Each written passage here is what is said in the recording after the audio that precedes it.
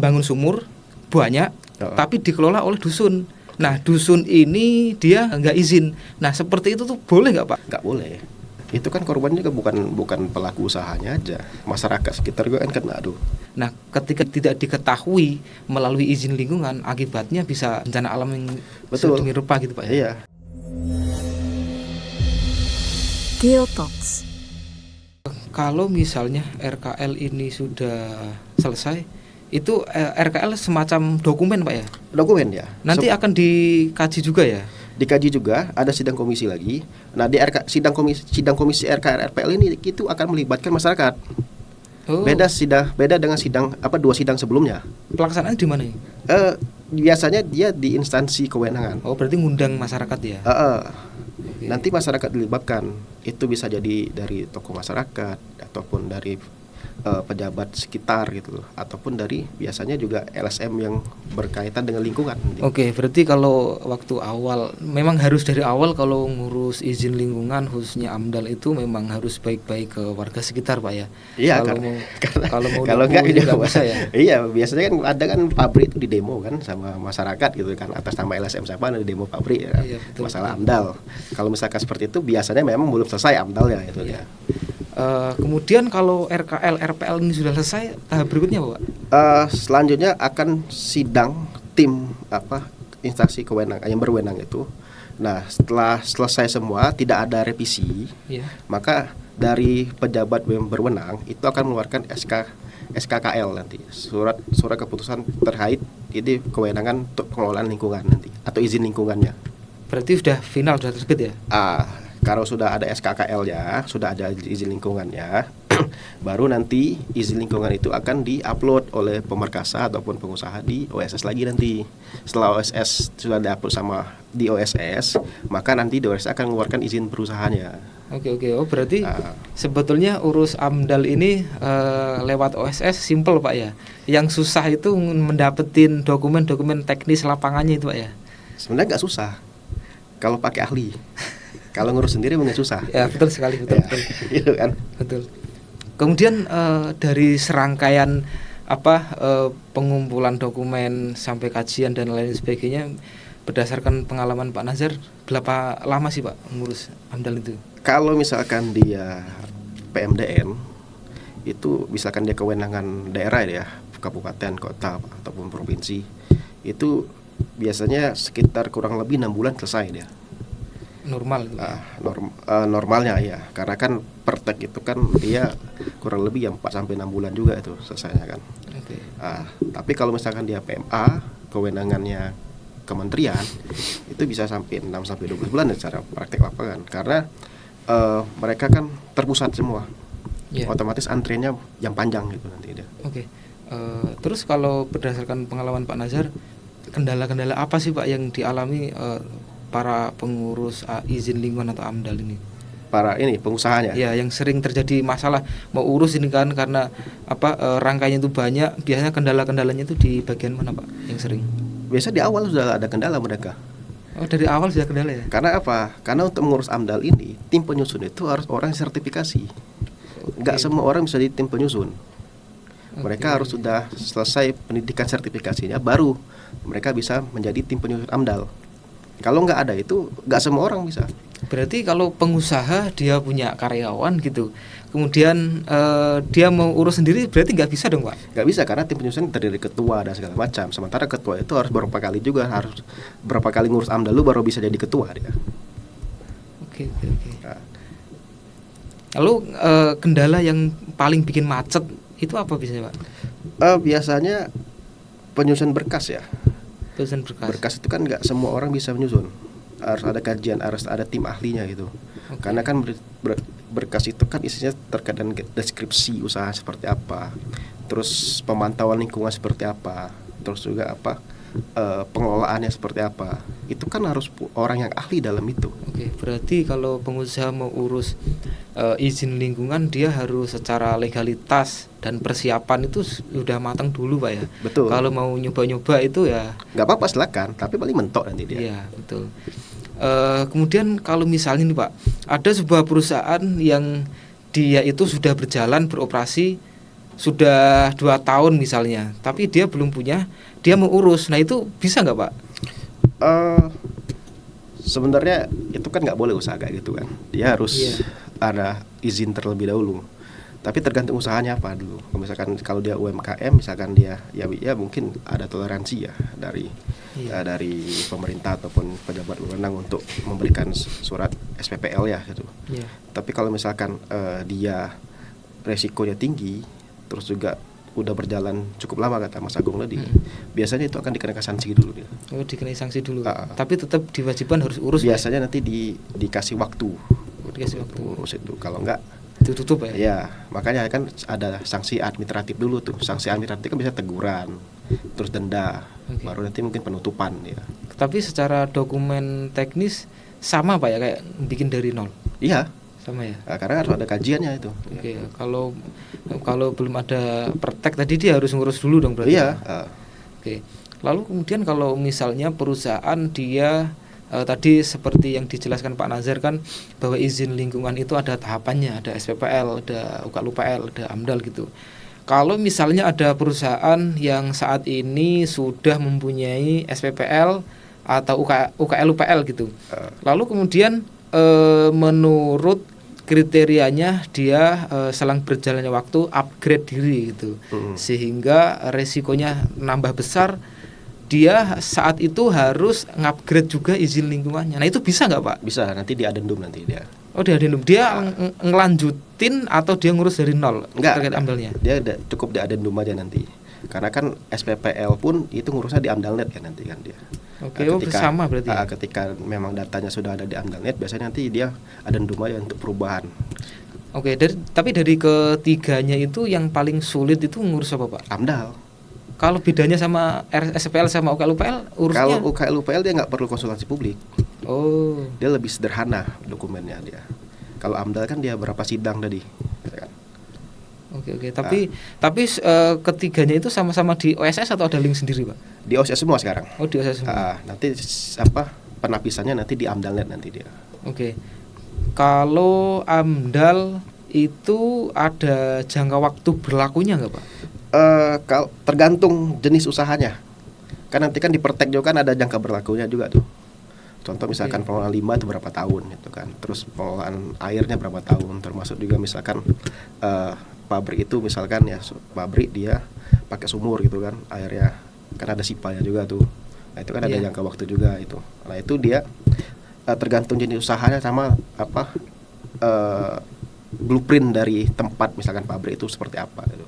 Oke, berarti bisa dikatakan kalau misalnya belum ada perubahan di dalam perusahaan itu sendiri, Mas, berarti AMDAL yang sudah ada itu masih berlaku terus Pak ya? Berlaku, tapi Perteknya nanti yang akan ada jangka waktunya. Tapi di dokumen AMDAL, izin AMDAL yang terbit di OSS itu bentuknya semacam apa? Apakah sama dengan SIPA atau bagaimana dia? Kalau dokumen AMDAL itu kan cuma analisis nih, cuman semacam kayak tesis lah dia kan, analisis mengenai dampak. Tapi dokumen yang perizinan dia akan berbentuk SKKL tadi, dia izin lingkungan tadi. Cuman dia yang kajian. Tapi syarat dari SKKL, tapi syarat untuk lanjut dari pembangunan itu harus ada SKKL. Karena kalau misalkan tidak ada SKKL, otomatis misalkan suatu pabrik ataupun suatu apartemen gitu, dia nggak akan ada izin PBG ataupun IMB-nya nanti. Oh, berarti yang dipakai yang terbitan OSS itu Pak ya? Iya. Kalau di terbitan OSS itu ada di dalamnya termuat dokumen-dokumen yang tadi disidangkan nggak Pak? Nanti di AMDALNet nanti tuh dia. Oh di AMDALNet ya. Tapi dokumen-dokumen awal itu masih ada di OSS. Misalkan PKKPR-nya, tata ruangnya dan segala macam itu kan ada semua tuh. Termasuk sertifikat hak milik misalkan tanah itu punya sendiri misalkan. Kalau kemudian tanya sengketa itu bagaimana Pak? Apa? Kalau di kemudian hari ternyata tanahnya menjadi sengketa itu wah, itu udah beda lagi itu konteksnya itu dia. Karena nanti kan itu kan ternyata di kemudian hari terdapat ini ya hal-hal yang melanggar hukum misalnya. Iya gitu betul. Kan. Jadi sekarang ini kan banyak banget kasus-kasus. Iya misalkan sengketa. Ternyata tanah kas desa gitu kan dibangun perumahan. Oke. Kemudian ada nggak Pak tips dari Pak Nazar bagi perusahaan yang mau mendirikan usaha ini supaya izin lingkungannya itu bisa lancar itu tips-tipsnya seperti apa Pak? Tips saya? Ya. Cuma satu sih. Apa? Ilangin mindset mendang mending ya. harus totalitas berarti ya? Iya, karena posisinya masyarakat kita ini secara psikologis kan punya pola pikir mendang mending gitu kan. Iya betul. Mending ngurus sendiri dan segala macam. Kalau saya mending hilangin aja prinsip itu dulu. Iya, okay. Karena posisinya kalau kita mengurus izin lingkungan ini, izin usaha ini, udah gunakan aja ini orang-orang yang profesional, orang yang ahli gitu loh. Oke. Jangan coba untuk mahal, terus juga apalagi bisa sendiri gitu loh. Ujung-ujungnya kita ngeluarin duit sendiri juga walaupun kita ngurus sendiri gitu. Iya betul. Jadi saran saya itu hilangin dulu prinsip mendang mendingnya. Udah pakai aja tuh tenaga profesional yang ahli dalam bidangnya. Oke. Biar nanti pelaku usaha itu dia fokus aja dengan usahanya. Oke. Kalau dari sekian persyaratan dokumen AMDAL yang paling menentukan itu soal apa Pak? Paling menentukan dari dokumen AMDAL itu ya pertama, cuma menentukan sebenarnya. Semua menentukan ya. Tapi yang paling penting itu ketika konsultasi publik. Konsultasi publik ya. Karena kan pembangunan sendiri kan manfaatkan untuk masyarakat ya, terutama masyarakat sekitar gitu loh. Kalau misalkan ternyata itu nggak lancar, itu akan susah nanti pengurusan AMDALnya. Kalau misalnya sebetulnya dampaknya di masyarakat itu nggak begitu signifikan misalnya, cuman karena warga Indonesia ini macam-macam warna ya, ada LSM yang kemudian dia ada di depan warga kemudian ngomporin gitu. Nah kayak gitu solusi yang bisa langkah kita ambil seperti apa Pak? Biasanya kalau misalkan ada percikan itu, biasanya kalau kita yang orang lapangan ini, orang praktek ini, biasanya kita selesaikan dulu di kepala desanya dulu. Karena kan kewenangan kan di kepala desanya itu. Kepala desanya seperti apa, misalkan bisa menjembatani lah antara pengusaha dengan masyarakat itu, maka nanti biasanya selesai itu. Termasuk walaupun ada LSM nanti kan kepala desa juga menyelesaikan dengan LSM itu. Kadang-kadang LSM itu kan dia berdiri di depan warga tanpa sepengetahuan kepala desa, biasanya seperti itu Pak ya. Memang tujuannya memang nyari duit gitu Pak ya. Iya, tapi biasanya kalau struktur ataupun pola pikir masyarakat kita nih, kalau misalkan ada LSM kayak gitu, kalau kepala desanya udah beda, lebih banyak ikuti kepala desa biasanya. Tapi ada juga Mas yang lucu tuh. Kalau pengalaman saya, kita ngurus pabrik di daerah Majalengka itu, utara sama selatan itu beda desanya. Kok bisa gitu Pak? Ternyata kan luas pabriknya lumayan tuh kan. Ternyata batas utara selatannya beda. Utara desa A, selatan desa B. Iya. Maka kita akan lebih pusing gitu ngurus karena beda kebijakan juga, beda permintaan juga nanti biasanya itu dia. Iya. Oke. Kalau berdasarkan pengalaman dan sepengetahuan Pak Nazar, pernah nggak sih Pak ada perusahaan yang kemudian kena pidana gitu karena dia nggak urus izin lingkungan? Sepengalaman saya, Iya. Sepengalaman saya tuh kalau saya ngurus belum ada.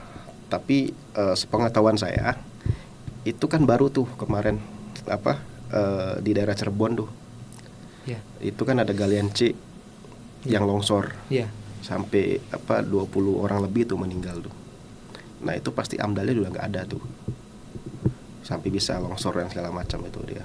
Itu berarti kan kajiannya tuh nggak ada itu dia. Oke, berarti dampak yang kemudian dirasakan ketika para pengusaha ini nggak mengurus izin lingkungan, artinya kan tidak melalui proses kajian bahwa ketika didirikan ini resikonya apa. Nah, ketika tidak diketahui melalui izin lingkungan, akibatnya bisa bencana alam yang sedemikian rupa gitu Pak ya. Iya, itu kan korbannya juga bukan pelaku usahanya aja, masyarakat sekitar juga kan kena tuh. Oke. Terus apalagi kalau di Jogja itu kan ada bangunan yang daerah UGM itu, yang dia mepet jalan bangunan tinggi tapi kosong gitu kan berapa puluh tahun itu. Iya. Itu kan juga isunya kan AMDALnya nggak ada gitu. Ya, sampai nggak ada IMB. Tapi udah bangun tuh. Oke, berarti kasus yang seperti itu, andaikan dia ngurus izin lingkungan sebelum dia mendirikan usaha, sangat mungkin hal semacam itu nggak di ACC ya Pak. Karena itu kan bersinggungan langsung dengan jalan. Kemudian ketika nanti ada bahaya, apakah izin lingkungan juga ngasih hal seperti itu, Pak? Ya, nanti di izin lingkungan kan harus sesuai dengan regulasi nanti. Kita men-screening RA andal itu kan berdasarkan aturan juga. Kalau misalkan ternyata aturannya misalkan nggak boleh pinggir jalan, pasti di RA andal kita nggak bakal masukin arus pinggir jalan. Pasti agak jaraknya berapa meter dari pinggir jalan. Tapi ketika dia bangun tanpa ada itu, otomatis ya banyak kan kejadian kan, gedung yang udah bangun tinggi ternyata kan nggak bisa dipakai operasional ya, akhirnya terbengkalai dia. Pak, kemarin tuh dari teman-teman banyak sekali komentar dari netizen gitu. Dari sekian komentar itu ada satu pertanyaan yang cukup menarik, Pak. Di antaranya netizen ini mengatakan, di daerah saya sumur dangkal banyak yang udah nggak ada airnya. Soalnya di sekitar sini di sawah-sawah banyak sumur bor dalam. Untuk kebutuhan air bersih juga menggunakan sumur dalam yang dikelola oleh dusun. Nah, pertanyaannya begini, Pak. Kalau di sebuah lingkungan itu ada banyak sumur tapi dikelola oleh dusun tanpa ada izin.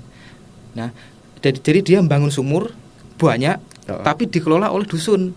Nah, dusun ini dia nggak izin. Nah, seperti itu tuh boleh nggak, Pak? Dan nanti dampaknya seperti apa? Nggak boleh. Itu nanti, walaupun dikelola oleh desa? Tetap, karena kan AMDAL juga kan pemrakasannya kan ada dari pemerintah juga, bukan ada pelaku usaha aja.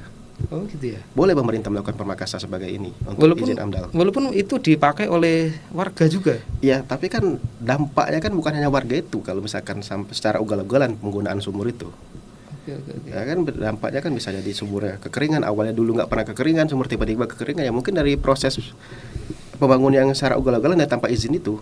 Nah, nanti kan peran partisipasi masyarakat yang diperlukan itu. Lapor nanti kepada instansi yang terkait untuk ditindaklanjuti. Tapi kalau persoalannya begini, Pak, bikin sumur banyak dikelola oleh desa misalnya, dia tanpa izin, otomatis di sini tidak ada problem terkait dengan konsultasi publik, karena itu juga inisiasi dari warga gitu. Tetap harus ada izin. Wajib harus izin juga ya. Balik tadi kan bahwasanya negara kita kan negara hukum tuh, kan berlaku semua tuh, ya. Terlepas gak ada konsultasi publik segala macam, ada proses ya. Konsultasi publik kan proses ke berapa gitu kan. Proses awalnya kan harus ada laporan dulu ataupun izin dulu nih, dokumen-dokumen dan segala macam.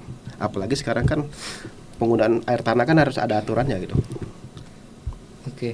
Berarti walaupun dikelola oleh desa misalnya, itu betul, pun juga harus izin ya. Harus ada izin.